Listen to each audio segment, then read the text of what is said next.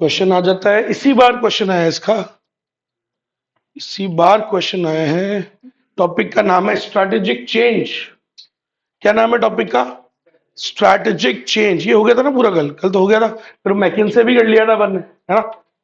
Strategic change, page number कौन सा है ये पेज? 89।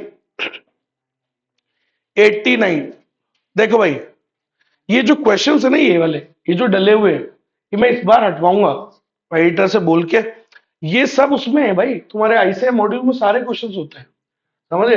तो मैं हमेशा क्या करता था कि आईसीआई मॉड्यूल के, ये अपने वाले मॉड्यूल के अलावा स्कैनर और देता था बच्चों को। स्कैनर में वही क्वेश्चन है जो पीछे आईसीआई मॉड्यूल के है। इस आईसीआई मॉड्यूल के सारे क्वेश्चन कर जाओगे ना, सारे जितना भी इस मॉड्यूल के पीछे क्वेश्चन था ना, सब कर जाओ। इसके बाहर नहीं आता कुछ भी, समझ लो। सब उसी में से आ रहा है, वही प्रैक्टिस कर लो।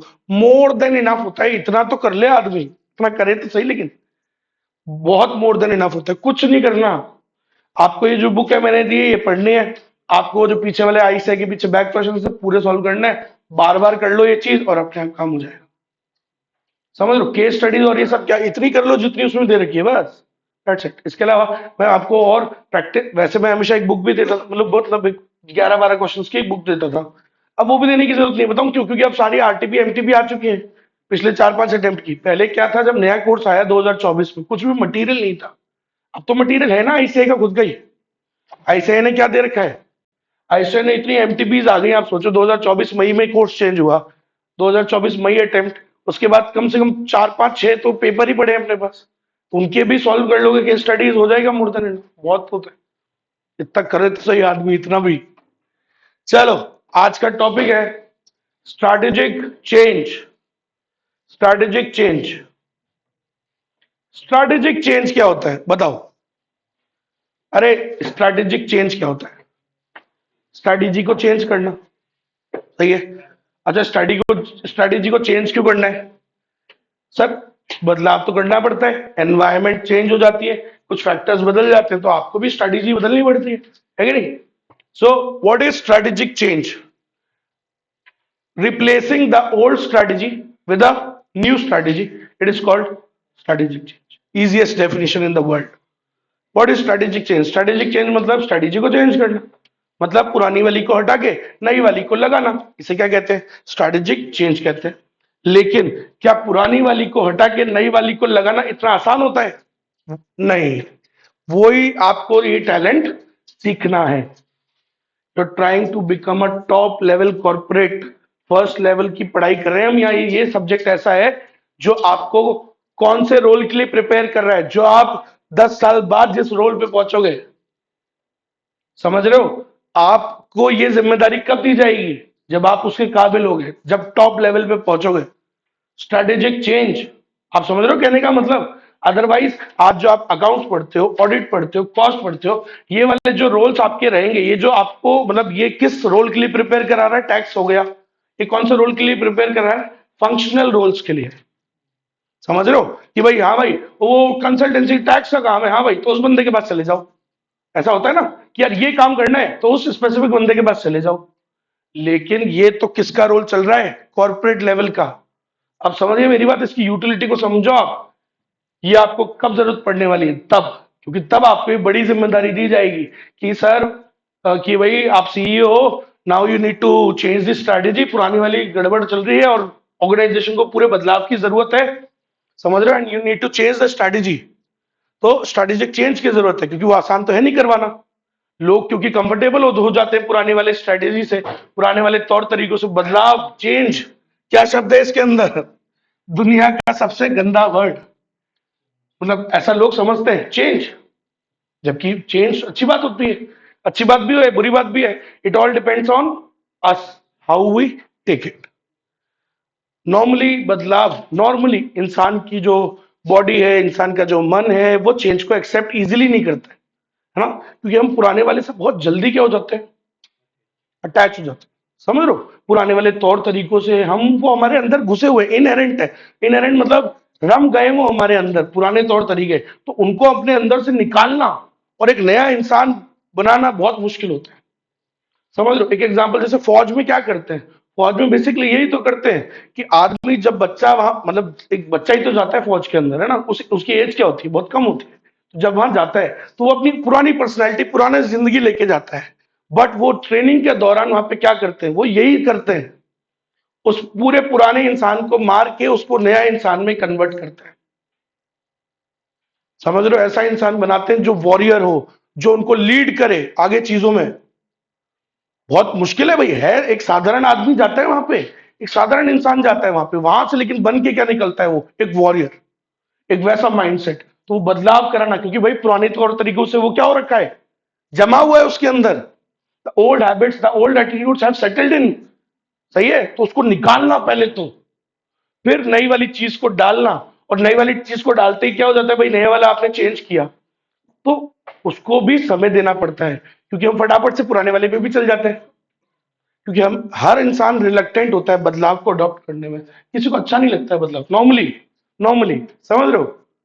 आज अपने को भी होता है ना, यही तो बात है कि आज अपन क्या है, काफी टाइम से अगर जब सोने लग जाते हैं ना, तो जब आपका बैच चालू हुआ था उससे पहले मेरा रिलैक्स चल रहा था आराम से, मेरे इंस्टीट्यूट में मैं आराम से, आई वॉज गोइंग 9-10 बजे, 10 बजे मेरी क्लास हो रही थी। तो मैं, मेरी बॉडी उसी हिसाब से, भाई अपन ठीक है 9 बजे उठ रहे हैं आराम से चकाचक, 9 साढ़े 9 उठ रहे हैं, चाय वाय पी रहे हैं आराम से, है। तो उसी हिसाब से सेटल हो गया। अब अचानक से फिर आपका फिर बैच, तो आपके जो लास्ट टीचर पढ़ा रहे थे, फिर उन्होंने बोला कि बोले यार आप पढ़ाओ अब की बार, तो मैंने कहा ठीक है भाई। तो अब मेरे को लेकिन क्या है, बड़ी मुश्किल है, सभी को आती है ना, पुराना सिस्टम, क्योंकि बॉडी तो उससे सेटल हो चुकी है, अपने को नया अडॉप्ट करना है, तो बड़ा मुश्किल काम है। स्ट्रैटेजिक चेंज आसान नहीं होता है। और हम तो यहाँ किसकी बात कर रहे हैं, पूरी ऑर्गेनाइजेशन को चेंज करवाना है। मैं आपको अभी फौज का एग्जांपल दिया, वहां एक आदमी को बदलते हैं वो, है ना।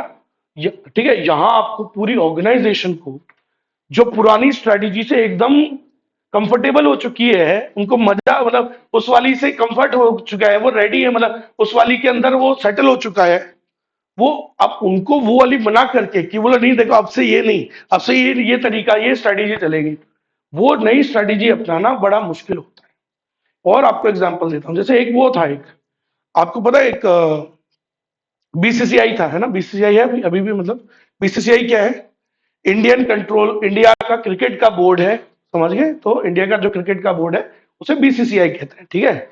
अब सुनना, जब मैं छोटा था, मतलब 9-10 साल का, उस जमाने में एक जो उसके हेड हुआ करते थे, चेयरमैन, वो, उनका नाम था जगमोहन डालमिया। क्या नाम था, जगमोहन डालमिया, है ना, बड़े बहुत फेमस थे, ठीक है भाई। तो वो इंडियन थे। अब वो इंडियन थे तो तुम जानते ही हो, इंडियन ही चेयरमैन और इंडियन ही प्लेयर्स, तो ये तो बेस्ट कॉम्बिनेशन है। वो भी मजे मारेगा, हम भी मजे मारेंगे, सब सेटल हो गया, माहौल बन गया पूरा। उसके बाद एक कोच, इन्होंने फिर क्या हुआ, विदेशी कोच ले लिया। अब विदेशी कोच ले लिया, उसका नाम था ग्रेग चैपल। क्या ले लिया, विदेशी कोच। अब विदेशी कोच जो है उसकी तो सोच अलग होगी, सही है, he will come up with a new thing. अब वो आया ऑस्ट्रेलिया से। अब समझना, जो विदेशी कोच है वो अपने तौर तरीके लगाएगा, वो अपनी स्ट्रेटेजी बनाएगा, तो उसने वही किया। वो अब नई स्ट्रेटेजी लेके आया भाई साहब, और इनको बोला, प्लेयर्स को और सबको बोला, अब से ये सिस्टम नहीं चलेगा तुम्हारा पुराना वाला, भाई समझ रहे हो, आलसी हुए जा रहे हो, ये कर रहे हो, जो भी है। तो वो, उसने इनको थोड़ा हिलाया, बोला यार पुराना सिस्टम तुम्हारा, अब तौर तरीके नहीं चलेंगे, अब बदलो भैया, बदलना पड़ेगा तुमको, फिटनेस पे ध्यान देना पड़ेगा, ये करना पड़ेगा, वो करना पड़ेगा। उसने इनकी हालत, मतलब इनको नए चेंज पे लाने के लिए, तो पुराने से हटाना और नए पे लाना, तो उसने चालू कर दिया गेम। समझ रहे हो, प्लेयर्स को, भाई भाई देखो, क्योंकि सब पुराने वाले से क्या हो चुके हैं, सेटल हो चुके हैं, अंदर उनके घुस चुका है अंदर तक पुराना सिस्टम। अब उसको निकाल के नया वाला डालना बड़ा मुश्किल है, और जो ये काम करेगा वो बुरा बनेगा। जो बदलाव करवाता है वो क्या बनता है, उसको दुनिया कैसे देखती है, मतलब बुरा, मतलब क्योंकि वो उसको दुश्मन की तरह देखती है ना। आज आपको फॉर एग्जांपल, जैसे आपके पिताजी कई बार जैसे बोलते हो कि बेटा बोलो, सुबह सुबह उठा दिया मान लो तुमको पढ़ने के लिए, या तुम्हें बार बार पढ़ने के लिए बोल रहे, तो हमें, जो इंसान देखो अच्छा बदलाव करवाना चाहेगा ना, तो नॉर्मली हम उसको कैसे देखते हैं, क्योंकि हम तो कंफर्टेबल है ना पुराने वाले तौर तरीकों से। तो ये होता है, स्ट्रैटेजिक चेंज कराना आसान, बेटा पढ़ाई करो, स्ट्रैटेजिक चेंज कराना आसान नहीं होता, बहुत मुश्किल काम है। इसको सीख जाओगे अगर, तो आपको जब ऑर्गेनाइजेशंस में रिस्पॉन्सिबिलिटीज दी जाएगी, तो आप इनसे घबराओगे नहीं। हर आदमी ये करवा, रिस्पॉन्सिबिलिटी लेने से घबराता है, क्यों, क्योंकि जो करवाएगा वो बुरा बनेगा। समझ रहे हो? हर आदमी इससे बचता है, बोला अरे साहब सर हमसे नहीं हो सर, उनसे करा लो, बचेगा। डर लगता है क्योंकि उनको ये काम लेने से, ये जिम्मेदारी लेने से, क्योंकि ये डिफिकल्ट टास्क है। समझ रहे हो मेरी बात? डिफिकल्ट टास्क है। तो यही मैं आज आपको सिखा रहा हूं कि ये काम कैसे किया जाता है, उससे थोड़ा सा आप सीख जाओगे, थोड़ा क्या करना होता है थोड़ा बहुत। चलिए, so this topic is strategic change. What is strategic change? Changing the existing strategy and bringing out the new one is called strategic change. What is strategic change? पुरानी वाली को हटा के नई वाली को लाना। क्यों? क्योंकि सर एनवायरमेंट क्या हो जाता है, चेंज ना। तो बस इसी को क्या कहते हैं, स्ट्रेटेजिक चेंज कहते हैं। What is strategic change?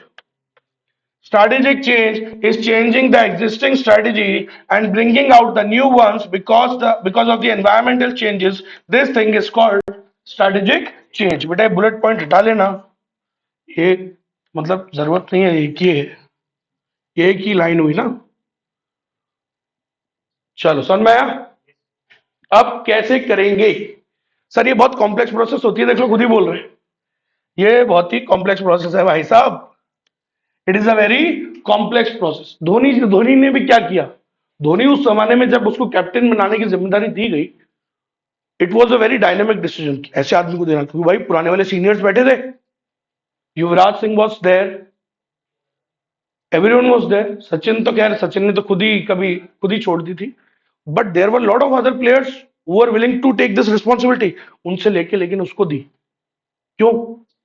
क्योंकि उनको भी समझ में आ गया था कि यार ये नए बदलना पड़ेगा, सिस्टम में चलेगा नहीं। तो फिर Dhoni came up with a new strategy, Dhoni came up with a new strategy and उसने फिर ऑब्वियसली देखो यार, उसको कुछ अच्छा करवाना था तो फिर सबको ही डंडे तो करने पड़ेंगे उसको।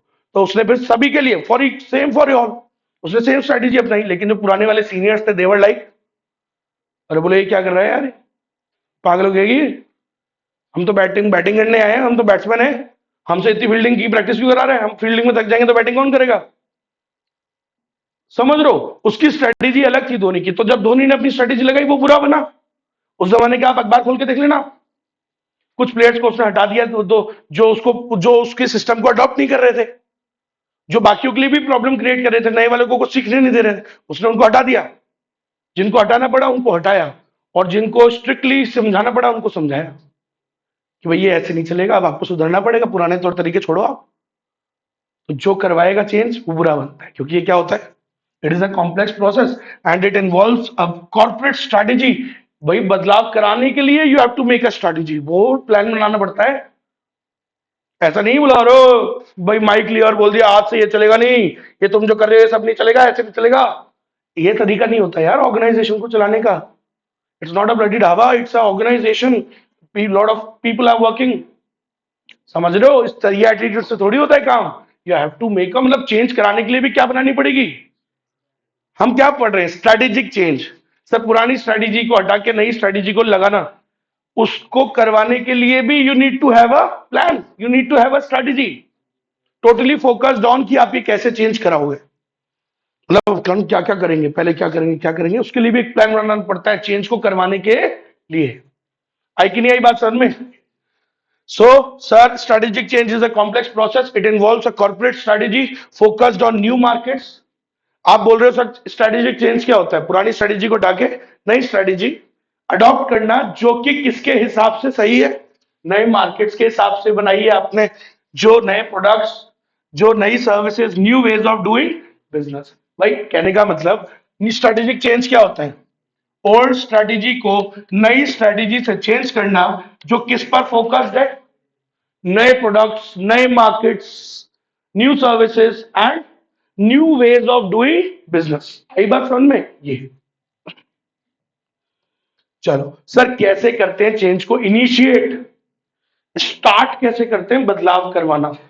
समझ रहे हो? आसान काम तो नहीं है, it's not a easy thing. समझ रहे हो? So what are the steps. और नहीं नहीं नहीं, गलत दबा दिया, एक बटन गलत दबाया, लग गई।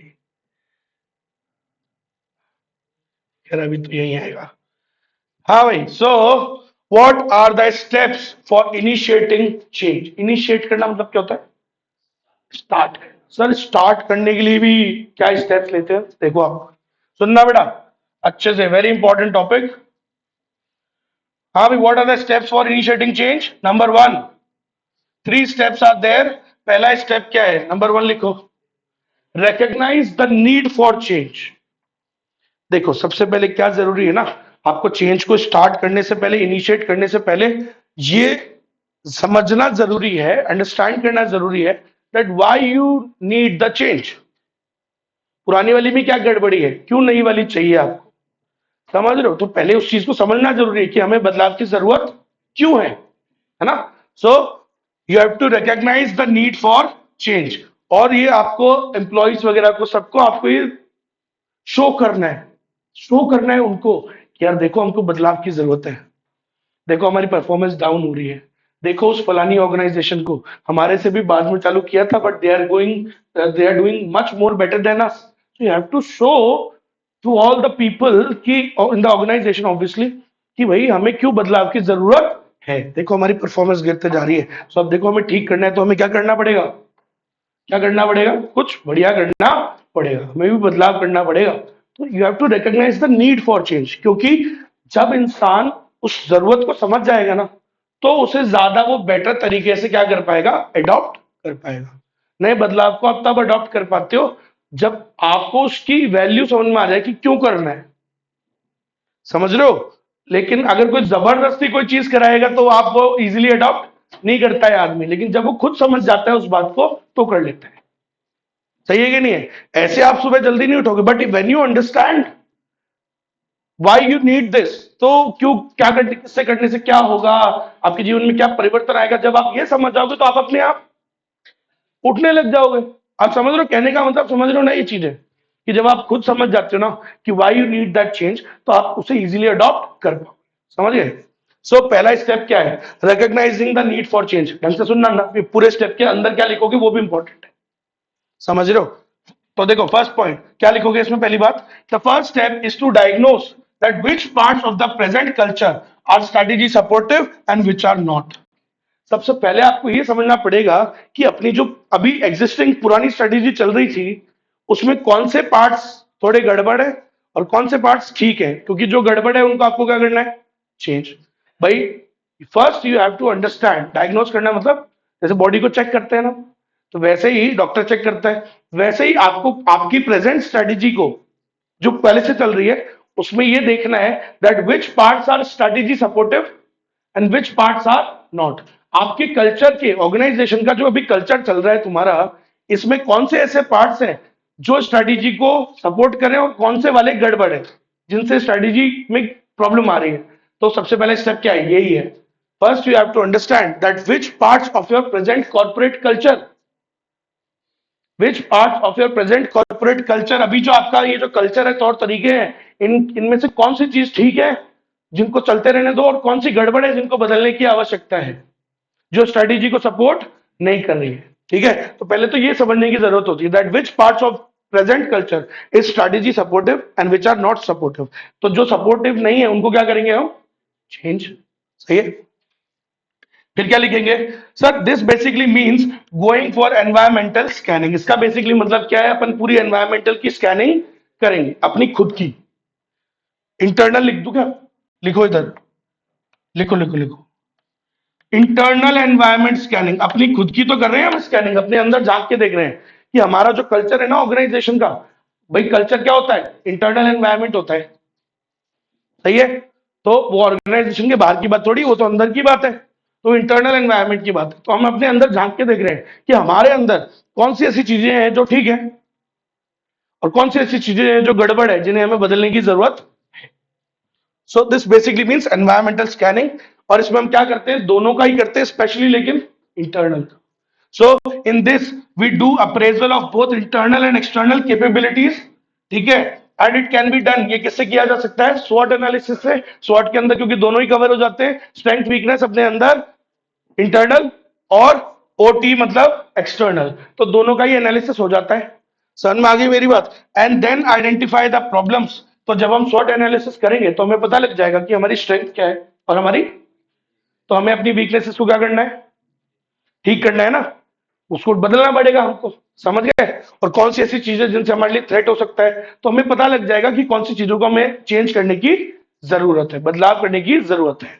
तो ये किससे पता लगेगा, क्या करने से, स्वॉट एनालिसिस करने से, एनवायरमेंटल स्कैनिंग करने से हमें ये समझ में आ जाएगा कि हमारी अभी जो कल्चर जो हमारा चल रहा है ना, ये जो तुम्हारा पुराना सिस्टम है, इसमें कौन सी चीजें गड़बड़ है और कौन सी चीजें ठीक है। तो जो ठीक है वो ठीक है, जो गड़बड़ कर रही है चीजें उनको बदलने की जरूरत है। समझिए। चलो पहला स्टेप समझ में आया। सबसे पहले काम क्या है, चेंज को रिकॉग्नाइज करना कि पहले कौन सी चीज है हमें बदलने की जरूरत है। उसके लिए क्या करोगे, स्वॉट एनालिसिस, एनवायरमेंटल स्कैनिंग। ये बातें इसमें नहीं मिली ना अगर इस पॉइंट के अंदर, तो वो नंबर काट देता है। सही है। ऑब्वियसली आप इस पॉइंट को समझा रहे हो, तो आप ये बात को कैसे भूल सकते हो, ये बात को नहीं भूल सकते हो। समझ गए ना मेरी बात, बहुत जरूरी होता है। चलो सेकेंड स्टेप नंबर 2। दूसरा स्टेप क्या है बेटा, सुनिएगा। Second step is creating a shared vision to manage the change. ये वही वाली बात है, मैंने क्या कहा था आपको कि सबको कम्युनिकेट करो, आप एम्प्लॉइज को, सभी को, why you need to make a change, क्यों बदलाव की हमें जरूरत है, उनको ये बात समझाओ। Create a shared vision. देखो, मैं ओनर हूं, मुझे तो पता है कि हमें बदलाव की जरूरत है, लेकिन मुझे पता होने से क्या है, सबको बताओ ना ये बात।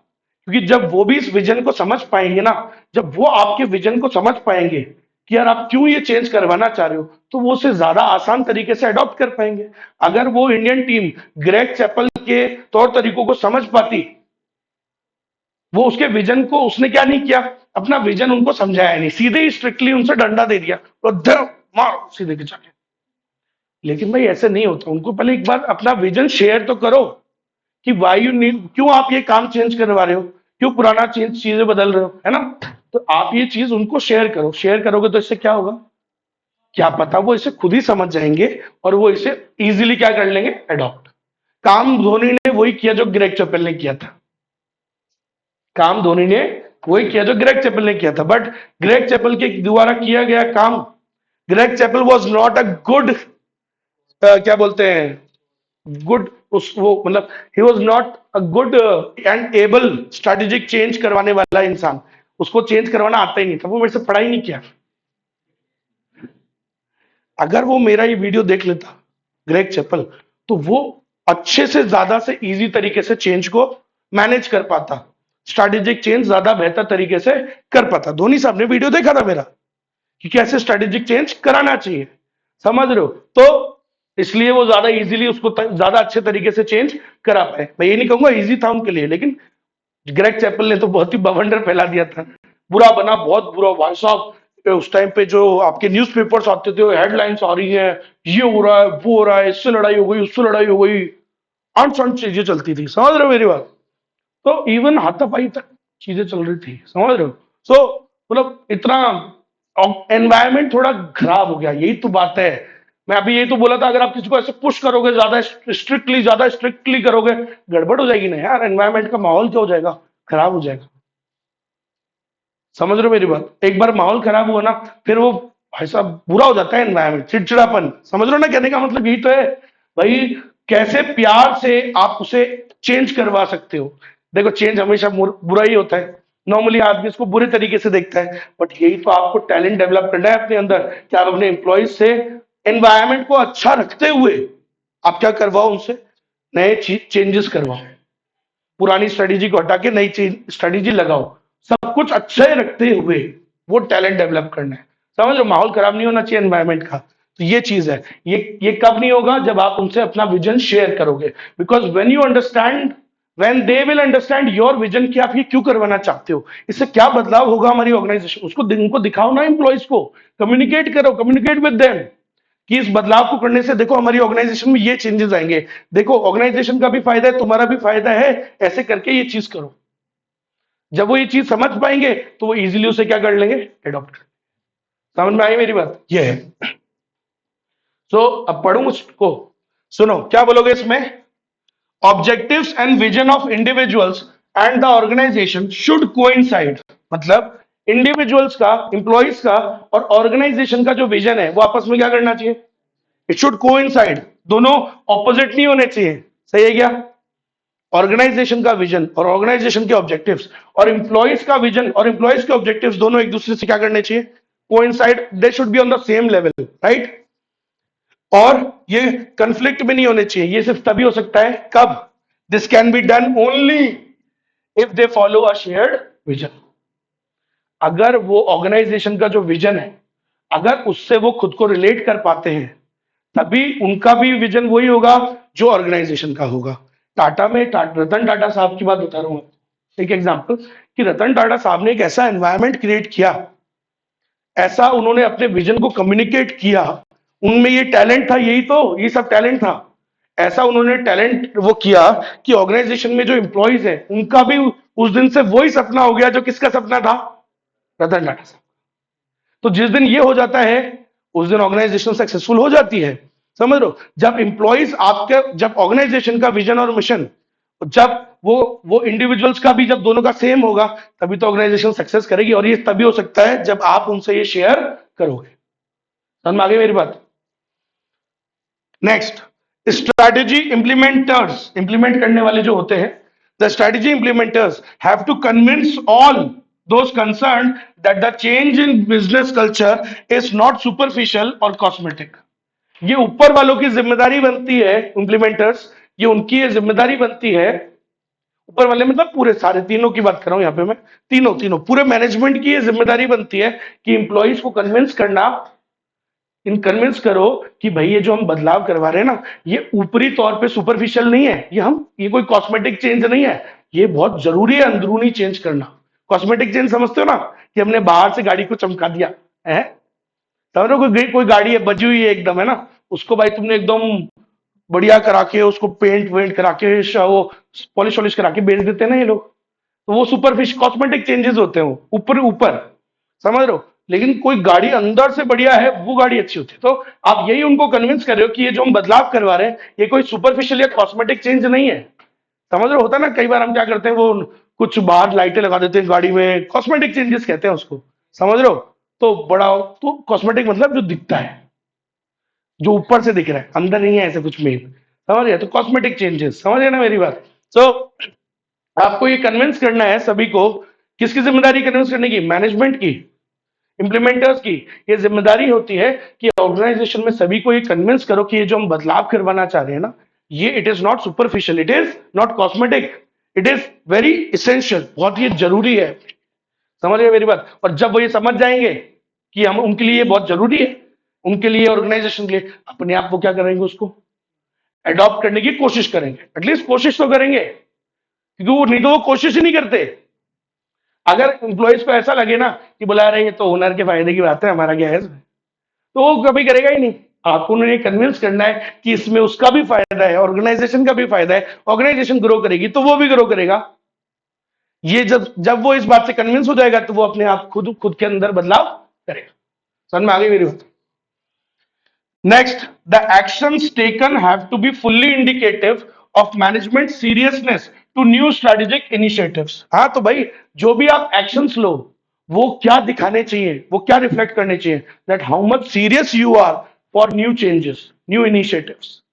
अगर आप खुद ही उसको लेके सीरियस नहीं हो तो, अगर आप खुद ही उसको लेके सीरियस नहीं हो, समझ रहे हो मेरी बात। फॉर एग्जांपल मैं आपको कहूं कि यार बोलो नहीं, तुम जैसे मैं कह रहा था स्टार्टिंग से, मैं कहा नहीं आपको टाइम पे आना पड़ेगा, क्लास टाइम पे चालू होगी, जो लेट आएगा बाहर कर दूंगा मैं ये, but if I am not my self serious about it, तो ये काम कभी हो नहीं पाएगा।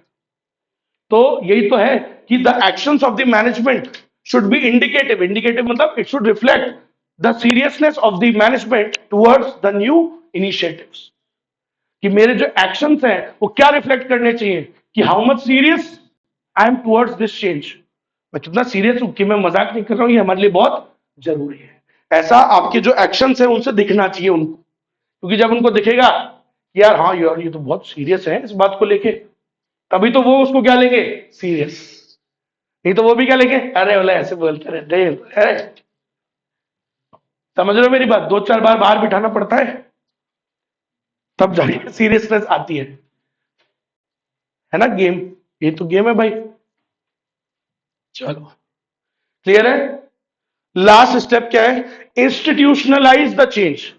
इंस्टीट्यूशनलाइज द चेंज मतलब, अब सुनो, अभी आपने उनको क्या किया, पहले स्टेप में क्या किया था तुमने, सर आपने चेंज को रिकॉग्नाइज किया कि कौन से पार्ट्स को बदलने की जरूरत है, कौन से पार्ट्स को बदलने की जरूरत नहीं है, which parts are strategy supportive which are not, और उसको करने के लिए आपने क्या किया, स्कैनिंग स्कैनिंग करी, एनालिसिस किया, स्वॉट एनालिसिस किया, ये सब किया, इंटरनल है ना। फिर दूसरे में क्या किया, आपने चेंज को कम्युनिकेट किया उनको, shared vision, you have to you created a shared vision, you shared your vision with them that why you need to make this change. फिर उनको आपने कन्विंस किया, ये लाइन लिखनी है, टू कन्विंस, आपने उनको कन्विंस किया दैट चेंज इज नॉट, ऊपर से नहीं कर रहे हम, सुपरफिशियल चेंज नहीं है कोई, हम सीरियस है इस बात को लेके।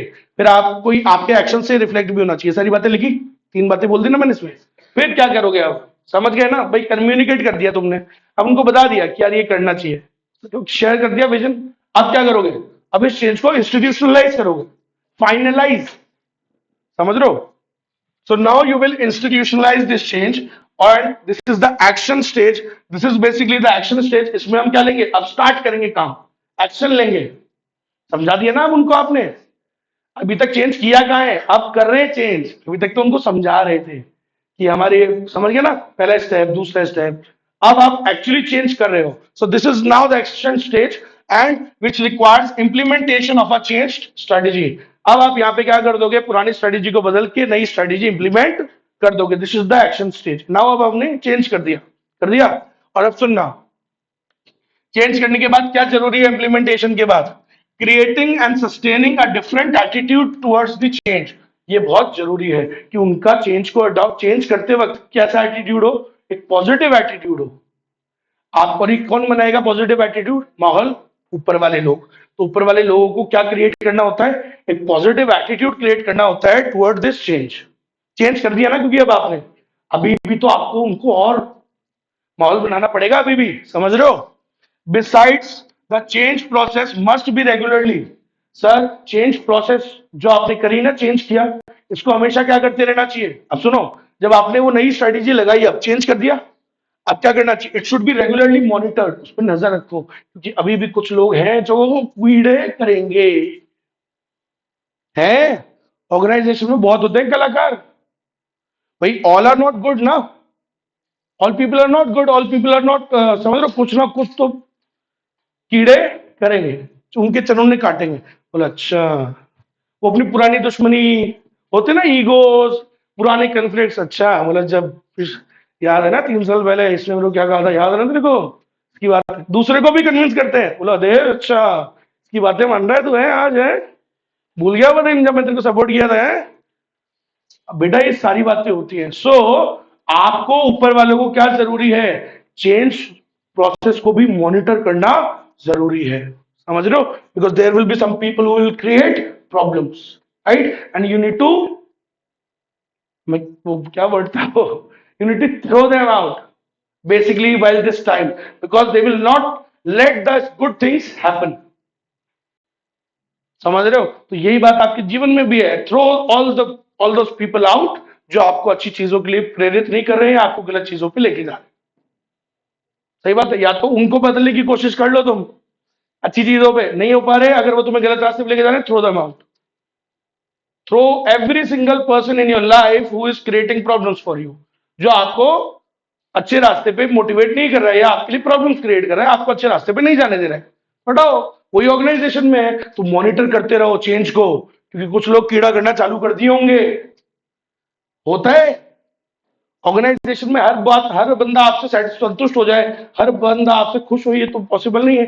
कभी ना कभी किसी की तो आपने क्या करी होगी, है ना, थोड़ा रोस्ट किया होगा कभी ना कभी तो किसी को, तो वो आपके लिए बाद में क्या करता है, राह में प्रॉब्लम्स क्रिएट करता है, रोड़े डालता है, पत्थर डालता है, चीजों को, अच्छी चीजों को नहीं होने देगा। तो you have to continuously monitor the change process, monitor ये वर्ड आना चाहिए, MRA, monitor, review and analyse. Regularly change को मॉनिटर करो, रिव्यू करो कि जैसा हमने सोचा था क्या वैसा ही चेंज चल रहा है, क्या प्यार से चल रहा है, क्या सब कुछ, ये देखो, समझ रहे हो। चेंज के दौरान monitor, review, analyse the after effects of change, कि उसके आफ्टर इफेक्ट्स कैसे आ रहे हैं, क्या कोई पॉजिटिव बदलाव आया है नहीं आया, सही है कि नहीं है, एनी डिस्क्रिपेंसी, और अगर वैसा हुआ या नहीं हुआ जैसा तुमने सोचा था, तो अगर नहीं हुआ, कोई डिस्क्रिपेंसी है, कोई डेविएशन है, तो उसको क्या करो, फिर ठीक करो, कुछ एडजस्टमेंट भाई होता है भाई, चेंज में तुम्हें हो सकता है जैसा एज इट इज वो नहीं हुआ हो, कुछ कमी रह रही हो तो उसको ठीक करो ना. If there is any deviation और discrepancy it should be appropriately addressed. आया समझ में? तो this is how you initiate the change. The question is how you initiate the change. Question को अच्छे से समझो तभी आंसर लिखोगे, अदरवाइज किसी और टॉपिक का आंसर इसमें लिख देते हैं बच्चे. वो अगला टॉपिक है ये जो मैं पढ़ाने वाला हूं, इसका आंसर उसमें डाल के आ जाता है क्योंकि ये दोनों सिमिलर टॉपिक है. सुनिएगा, ये भी एक मॉडल है वैसे ही जैसे ऊपर वाला था. वो एक जनरल मॉडल है, सभी के लिए एक जनरल बात. किसने दी वो बताया नहीं गया, लेकिन ये किसने दी? Kurt model, Kurt Lewin. तो याद रखिएगा, अब हम क्या पढ़ रहे हैं? कर्ट लेविन का मॉडल ऑफ चेंज. ये स्पेसिफिकली किसने दिया है? कर्ट लेविन नाम के व्यक्ति ने, और ये बड़ा फेमस बंदा है ये भी. सुनिएगा अच्छे से. तो भाई इसने क्या कहा? इसने आपको एक बात बताऊं तो इसने तरीका अपनाया फौज का.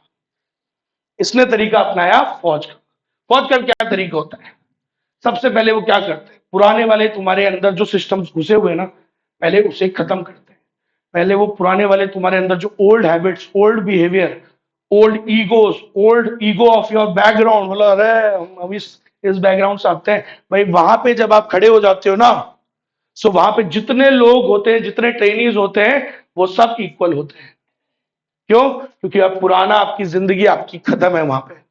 अब आपका नया जीवन चालू हो रहा है. So you have to basically, मतलब तुम खुद तो नहीं, वो खुद ही करा देंगे तुम्हें. पहले वो ब्रेक करते हैं, समझ लो, ब्रेकिंग द आइस बोलते हैं इसको बेसिकली इंग्लिश में ना, अनफ्रीजिंग. क्योंकि तुम्हारे अंदर पुराने तौर तरीके क्या हो चुके हैं? फ्रीज हो चुके हैं, जमे हुए हैं. मेरे को वो वर्ड ही तो नहीं मिल रहा था. मैं बोलता ना सेटल्ड, वही तो है. तुम्हारे अंदर old attitude, old habits, old behaviour, old सोच तुम्हारी क्या हो रखी है? तुम्हारे अंदर जमी हुई है बर्फ की तरह. तो तुम्हें पहले क्या करना पड़ेगा? तुम्हें झकोलना पड़ेगा, तुम्हें अनफ्रीज करना जरूरी है. उस बर्फ को पिघला के उन चीजों को हटाना पड़ेगा. तुम्हारा पुराना इंसान को मारना पड़ेगा. फिर तुम्हारे अंदर देशभक्ति डालेंगे, चेंजिंग टू न्यू सिचुएशन. तुम्हारे लिए अब नई चीजें तुम्हारे अंदर डालेंगे. अच्छा, डालने के बाद क्या बस हो गया काम? नहीं. उसके बाद उस जो नया बदलाव तुम्हारे अंदर डाला, फिर उसको जमाएंगे. यही तो होता है. समझ रहे हो मेरी बात? क्लियर है कि नहीं है? ऐसा होता है. तो ये तरीका है फौज का. पहले क्या करते हैं? वो अनफ्रीज करते हैं. ठीक है, कभी मौका मिलेगा तो बताऊंगा कैसे करते हैं अनफ्रीज. समझ रहे हो? रिकॉर्ड नहीं करेंगे, बस सुन पाओ तो सुन लेना कैसे अनफ्रीज करते हैं. तो है, लेकिन पुराने आदमी को खत्म करते हैं और नया वाला इंसान बनाते हैं जो लीड करेगा इस देश को. समझ रहे हो मेरी बात? फौज में हिंदू भी रहता है, मुसलमान भी रहता है, क्रिश्चियन भी रहता है. वहां तो नहीं लड़ते, क्योंकि वहां आम इंसान जाता ही नहीं. आम इंसान को तो पहले ही खत्म कर दिया था. वहां आदमी ही दूसरा बन जाता है. अब देख लेना, कभी आपका कभी जीवन में कोई हो जो आपको दिखे फौज के अंदर. आप ये देखना कि जब वो फौज में जाने से पहले कैसा था और बाद में कैसा था, आपको जमीन आसमान दिख जाएगा कि क्या होता है. तो पहले वो जमीन था, वो आसमान बन गया है. इतना डिफरेंस होता है. तो वो आदमी खत्म, पुराना वाला खत्म है. अब तुम ये सोचो कि वो तुम्हें उतना ही प्यार करेगा जितना पहले करता था, भूल जाओ. क्या तुम्हारा उतना ही उस इंसान का भी तुम्हारे साथ जो अटैचमेंट था वो आप उतना ही होगा? भूल जाओ, नहीं होगा. अब उसके जीवन में नई चीज आ चुकी है. पुराना इंसान खत्म हो चुका है. कोई इंसान मान लो माँ बाप से बहुत लगाव रखता है, वो भी रखते हैं, मैं ऐसे नहीं बोल रहा वो नहीं रखते हैं, लेकिन भाई उनका एटीट्यूड वहां पे जाके बदल जाता है. They have been made for higher calling. क्योंकि वो काम तो वही कर सकता है जो उस प्रकार से जिस आदमी को बना दिया जाए. उस लेवल का वॉरियर वो बना देते हैं, तभी आप वो बड़े काम कर सकते हो. नहीं तो कर ही नहीं सकते. आप हमेशा डरोगे. इंसान के अंदर डर होता है, फियर. किसका? खुद की जान का, खुद के परिवार का. उसको अटैचमेंट्स होते हैं अपने वाइफ से, अपने बच्चों से, अपने माँ बाप से. बहुत सारी चीजें उसकी लाइफ की होती है. उन सारी चीजों को खत्म करके वो बड़े बड़े काम करते हैं वहां पे. समझ लो, बिना डरे. तो ये कैसे? क्योंकि वो इंसान को बनाना पड़ता है वैसा. समझ रहे हो? तो ये चीज वहां सिखाई जाती है. Kurt Lewin model of change, मैं सही बता रहा हूं आपको, वो इसी तरीके से काम करता है, बिल्कुल एज इट इज. समझ गए? सो इसको बोलते हैं Kurt Lewin model of change. अच्छे से सुनिएगा, ट्राई करते हैं. अभी 11 मिनट है, ट्राई करते हैं. पूरा हो जाए तो बहुत बढ़िया, हल्का फुल्का बचेगा तो. चलिए स्टार्ट करें। सो इस चेंज में क्या है, Kurt Lewin model of change basically क्या करता है, ये ये उसी का चेंज कराने का तरीका है। चेंज क्या होता है, स्ट्रेटेजिक चेंज। अरे स्ट्रेटेजिक चेंज क्या होता है, replacing the old strategy with a new strategy focused on new products, new markets, new services, new ways of doing business, right, है ना। तो ये भी उसका एक तरीका ही है, देख लो बोल रहा है it is also one more method. अच्छा, तो इसको ये इसके अंदर कैसे करते हैं सर ये, तो सुनना, कर्ट लेविन ने 3 तरीके दिए चेंज को करवाने के। कर्ट लेविन ने 3 तरीके बताए, 3 steps, 3 phases, 3 phases of change. तो 3 फेजेस ऑफ चेंज दिया। सबसे पहले उसने क्या बोला, अनफ्रीजिंग, नाम से पहले कंफर्टेबल हो जाओ तुम लोग। पहला स्टेप क्या है, अनफ्रीजिंग द सिचुएशन, क्योंकि अभी सिचुएशन पुरानी, तुम पुरानी वाली सिचुएशन से क्या हो चुके हो, फ्रीज। वो पुरानी चीजें तुम्हारे अंदर जमी हुई है, पहले मुझे वो हटानी पड़ेगी तुम्हारे अंदर से। नया आदमी तो तुम बाद में बनोगे ना, पहले पुराना तो तुम्हारे अंदर से हटाऊं मैं। पुराने अपने अंदर अंदर क्या लेके बैठे हो, अपने ईगोज, अपना बैकग्राउंड, समझ रहे हो, समझ रहे हो। तो ये सारे आदमी लेके बैठता है, तुम्हारे को पहले पहले तुम्हारे अंदर से उन चीजों को खत्म करना पड़ेगा, अनफ्रीज करना पड़ेगा आपको, समझ लो ना, बर्फ को पिलाना पड़ेगा तुम्हारे अंदर जो जमी हुई है पुरानी वाली। समझ में आ गई मेरी बात। सो अनफ्रीजिंग द सिचुएशन। और अब सुनो इसके अंदर क्या क्या लिखोगे, देखो भाई, ये इतनी सारी बातें बताऊंगा, इनमें कम से कम 4-5 लाइन लिखनी है। तो अनफ्रीजिंग मतलब क्या होता है सर, देखो बेटा, unfreezing basically it is the process of breaking down the old attitudes and behaviours. पुराना तुम्हारा जो ओल्ड एटीट्यूड है, ओल्ड बिहेवियर है, ओल्ड कस्टम्स है, ट्रेडिशंस है, उनको क्या करना, ब्रेक डाउन करना, उनको तोड़ देना, समझ रहे हो, ठीक है। सो that you can start with a clean slate. Clean slate समझते हो ना, स्लेट समझते हो, बचपन में होती थी, अब तुम देखी भी है क्या तुम्हारे जमाने में, देखिए अच्छा स्लेट होती थी कि तुम्हारे भी होती थी क्या, हाँ वो स्लेट होती थी, चौक से लिखते थे अपन, वो सब है ना। सो वही तो बात है यार, आप ताकि वो आपके पुराने आदमी को खत्म करना पड़ेगा तब, क्योंकि आप उसके ऊपर, उस स्लेट के ऊपर अब नया आदमी बनाया जाएगा। होता है ना, जैसे मान लो एक आपके पास स्लेट है, एक बोर्ड है, बोर्ड, तो बोर्ड पे आपको कुछ नया बनाना है, तो नया बनाने से पहले पुराना वाला मिटाना पड़ेगा ना, जगह तो उतनी है ना तो भाई पुराना वाला हटाना पड़ेगा, नया तभी बनेगा ना भाई। तो ये चीज है, समझ में आ गई मेरी बात। So this is basically called unfreezing. Unfreezing means breaking down the old attitudes, behaviours, customs, traditions from within you. तुम्हारे अंदर से पुरानी चीजों को तोड़ेंगे so that you can start with a clean slate. समझ में आ गया। This can be achieved by making announcements. Sir ये कैसे कर सकते हैं, ये कैसे करोगे आप, आपने बताया ये करना है, करेंगे कैसे, तो कैसे करेंगे, this can be achieved by making announcements, holding meetings, अब मीटिंग्स कंडक्ट करोगे लोगों के साथ, ठीक है, and promoting the idea throughout the organisation. Idea को प्रमोट करोगे, ये वही विजन जैसी बात हो गई कि आप कैसे करोगे सर उनके पुराने हैबिट्स और पुराने एटीट्यूड्स को चेंज। अब देखो फौज का तो एग्जांपल मेरे को लेना पड़ रहा था, लेकिन अब बात तो कॉर्पोरेट कल्चर की चल रही है ना, यहां तो मैं फौज के तरीके नहीं लगाऊंगा। तो यहाँ क्या है, बेसिकली तरीके थोड़े बदल दूंगा, वहां अलग तरीके से करते हैं, यहाँ अलग तरीके से। तो यहाँ क्या करेंगे सर, मीटिंग्स कंडक्ट करेंगे, अनाउंस करेंगे, समझ में आ गई, hold the meetings, announcing and promote करेंगे कि Y you need the change. समझ रहे हो ऐसा, क्योंकि कॉर्पोरेट है ना सर, समझ रहे हो मेरी बात। चलो तो पहली बात ये लिखोगे, सबसे पहले ये फर्स्ट थिंग ये, फिर क्या लिखोगे, देखो फिर आप उनको ये सब बता दूं आपको। लेविन ने प्रपोज किया, लेविन ने बताई ये बात क्या, that the change should not come as a surprise to the members, क्योंकि सरप्राइज हमेशा शॉक करता है।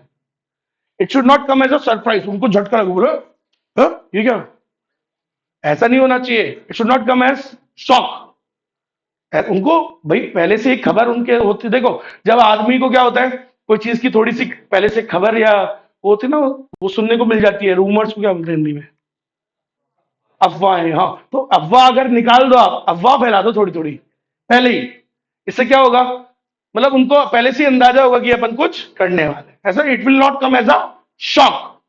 मतलब तुम्हें कहने का मतलब, बात किसी लाइन लिख के आना, ये कर्ट लेविन ने क्या बोला था, that the change in the management should not come as a shock, it should not come as a surprise to the members of the organisation. क्योंकि जो बेटा सडन चेंजेस होते हैं ना, सडन सडन चेंजेस को आदमी हमेशा थोड़ा नेगेटिवली लेता है।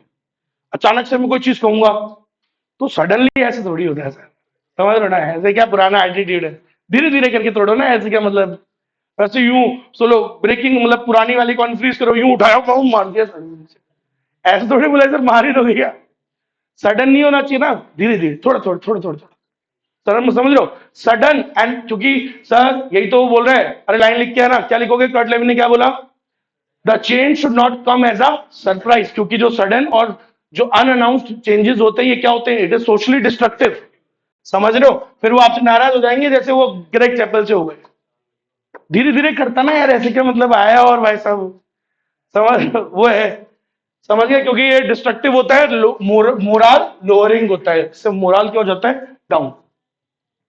और ये लाइन भी लिखना भाई, the management must pave the way for changes by the first unfreezing the situation so that the members would be willing and ready to accept the change। तो सर नए चेंज को एक्सेप्ट कराने से पहले आपको क्या करना जरूरी होता है, उनके लिए एक रास्ता बनाओ, भाई नए बदलाव को लाने के लिए भी तो एक रास्ता चाहिए ना, तो उसके लिए पुराने एटीट्यूड को बदलना पड़ेगा, अनफ्रीज करना पड़ेगा चीजों को आपको, तो वो सब आपको करना पड़ता है।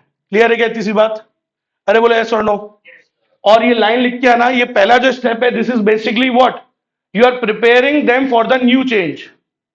क्लीन, वो तभी तो बोल रहा है पुराने सिस्टमों को तुम्हारे अंदर से खत्म करना पड़ेगा, तुम्हें पुराने वाले को तोड़ना पड़ेगा, तभी तो you can start with new clean slate ना, तो अभी न्यू वाला अभी हुआ नहीं है, तो ये क्या है, we are preparing you for change, आपको ऑर्गेनाइजेशन को बदलाव करने से पहले थोड़ा प्रिपेयर तो करो, ऐसा नहीं सडन चेंजेस आपने ला दिए, सडन चेंजेस तो नुकसान देगा, फिर आपको आप बुरे बन जाओगे, आई बात समझ में, ऐसा होता है, so you need to prepare them for the change, prepare them for such a change, आया समझ में, अरे बोलो इतना लिख दोगे क्या, इतना तो लिखो इसका, समझ में आ गया।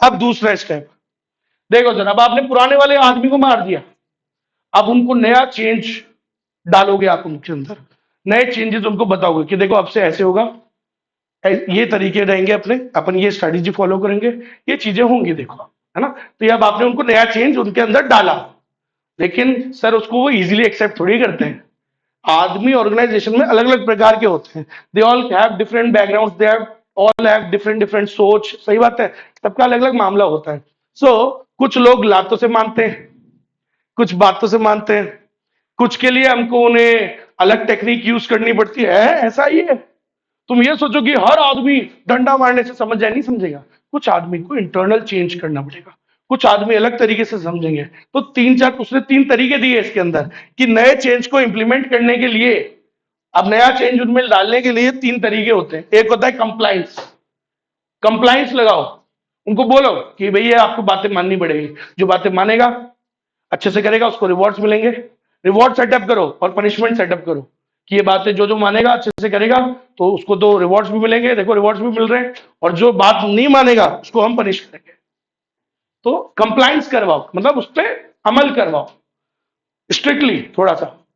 फिर क्या है, अच्छा कई बार उससे अगर नहीं चल रहा है काम, तो फिर क्या कराओ, आइडेंटिफिकेशन, आइडेंटिफिकेशन क्या होता है, उनको अपने रोल मॉडल से आइडेंटिफाई कराओ, आइडेंटिफाई कराना मतलब उनको उनसे रिलेट करो, बोलो देखो दो तीन स्टोरी सुनाओ, बायोग्राफी सुनाओ, बोलो देखो तुम्हारे जैसा हो रहा है ना, ऐसा वहां पे भी हुआ था, उन्होंने इस टाइम पे देखो ऐसा किया और उनकी लाइफ बदल गई, तुम जो उनका रोल मॉडल है ना, फॉर एग्जाम्पल अभी जेनजी जनरेशन है, तो मैं उसी प्रकार के एग्जाम्पल से आपको क्या करूंगा, आइडेंटिफाई करवाऊंगा, है ना, जैसे मैं धोनी का नाम क्यों लेता हूं, अब बताओ, लीडर्स तो और भी बहुत बड़े बड़े हैं, बट धोनी से रिलेट करूंगा मैं आपको, क्योंकि आपने उसकी पिक्चर भी देखी होगी, आपने धोनी को भी देखा है इतने साल, तो आप उससे जल्दी समझ गए, अरे है ना, इसके बजाय में कोई और पुराना कोई बहुत पुराना आदमी लेता तो आप नहीं समझ पाते, तो मैंने आपको देखो लेटेस्ट वाले से थोड़ा याद कराया, विराट कोहली का एग्जांपल दूंगा, समझ रहे हो ना मेरी बात, एग्जांपल समझ रहे हो, so I will give you दोस्त, ये तरीका है टॉप लेवल का चेंज को अडॉप्ट करवाने का, समझ रहे हो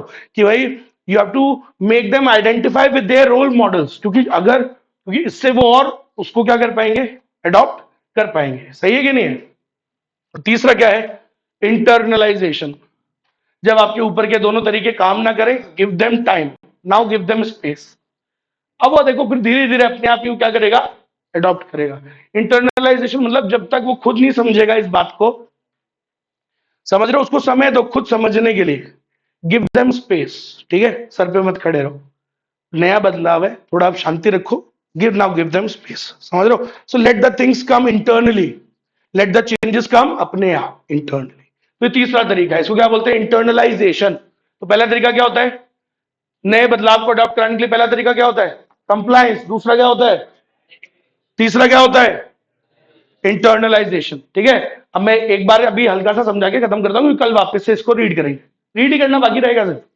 ठीक है, अब सोचो नया बदलाव अडॉप्ट कर लिया, अब नया जब तुमने अडॉप्ट करवा दिया, अब करवा तो दिया सर, हो गया काम? अभी नहीं हुआ काम, अभी तो तुमने जस्ट नया वाला सिस्टम उन पे डाला है, अभी वो हो सकता है वो पुराने वाले पे फिर से चल जाए, समझ रहे हो? जैसे होता है ना नशा मुक्ति केंद्र होता है, तुमने एक पुराना जो इतने सालों से एडिक्टेड आदमी है उसको आप नए सिस्टम में लेके गए, आपने ठीक है उसकी छुड़वा दी, लेकिन बेटा पुराने वाले पे जाने में ज्यादा समय नहीं लगता, तो जब तक आपने वो जो नए सिस्टम लगाए उसको भी तो रिफ्रीज करो, उसको तो जमाओ पहले।